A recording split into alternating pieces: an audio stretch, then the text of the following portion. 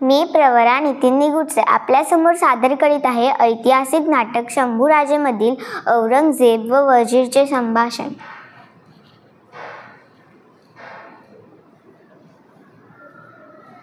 संभाजी संभाजी संभाजी, ये आदमी है शैतान. एक काफर खल्लास करून दिल थोडा आराम घेईल तर त्याचा बेटा आहे संभाजी. या संभ्यानं माझी झोप तहान भूक सर्व काही खल्लास करून दिले.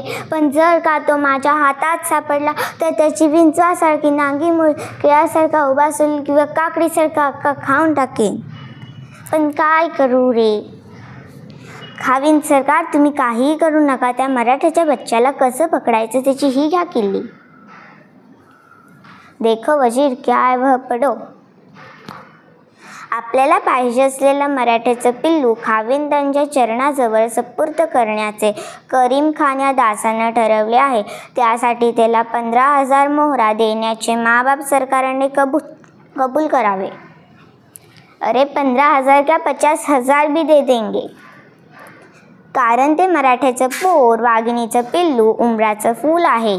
त्याला पकडायचं म्हणजे विस्तवाशी खेळ, प्राणाशी गाठ. फार तर काय, त्याला पकडायला जाताना आपल्या बायकोचं कुंकू पुसूनच गेलं पाहिजे किंवा तिला सती निघून जायला सांगूनच गेलं पाहिजे. यह भी बराबर है. दे दो उसको 50,000 मोहरा. हा हा हा हा हा. अब वो मराठे का बच्चा आएगा मेरे हाथ में. हा हा हा हा हा.